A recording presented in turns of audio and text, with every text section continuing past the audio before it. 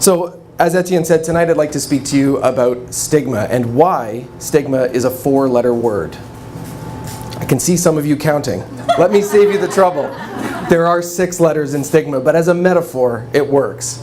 Stigma is a 4-letter word, and I came to this realization a very long time ago, or over a very many number of years, and let me share with you. The story started in 1984 when I was only 9 years old. I was sitting cross-legged watching Three's Company after school, as I did almost every day, but this day was different. All of a sudden, my heart jumped from a resting rate to over 200 beats per minute, and the effect was dramatic. It felt like my heart was trying to leap out of my chest.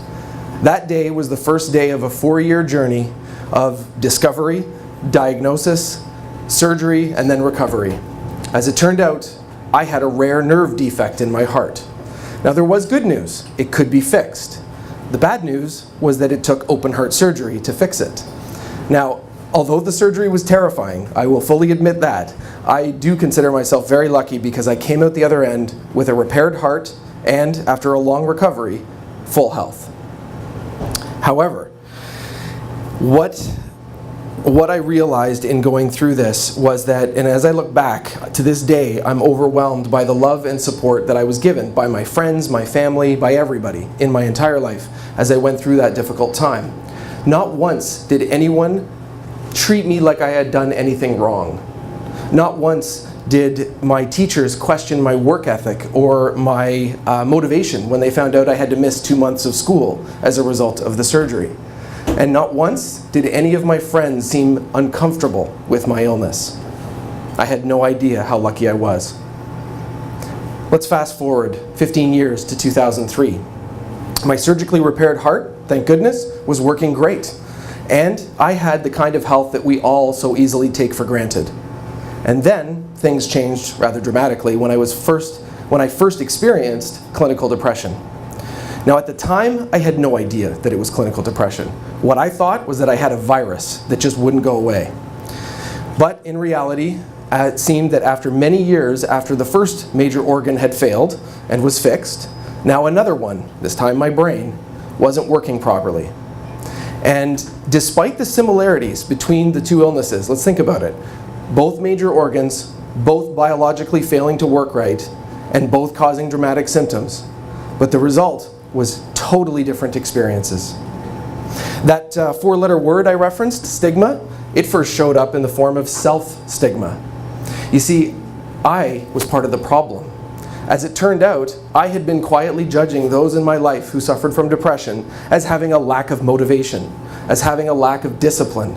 They had character flaws that I couldn't understand and certainly didn't relate to. This is the way that we all have grown up. This is the way that we all have seen and reacted to mental illness, particularly at my age or older. But unfortunately, when you go through both a mental illness and a physical illness, you're quickly made aware of how differently that you're treated. So, in comparing these two, I learned that essentially, I had to reinvent myself. I had to find a way to navigate through this world as somebody who had a mental illness, and it took me a long time.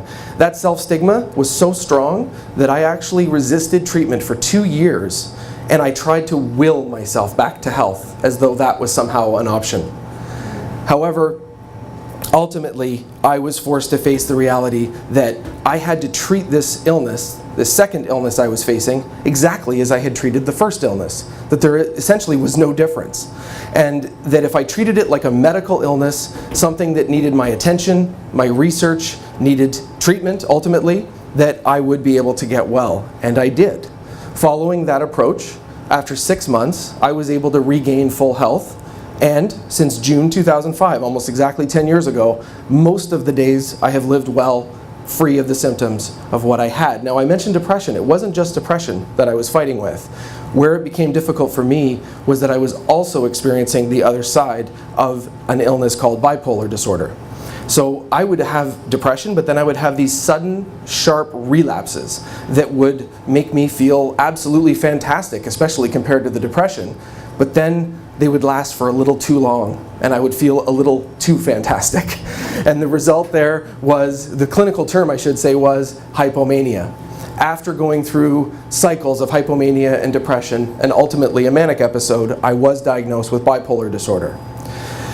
Now, the way stigma showed itself after bipolar disorder from other people, not just from myself, was very strong.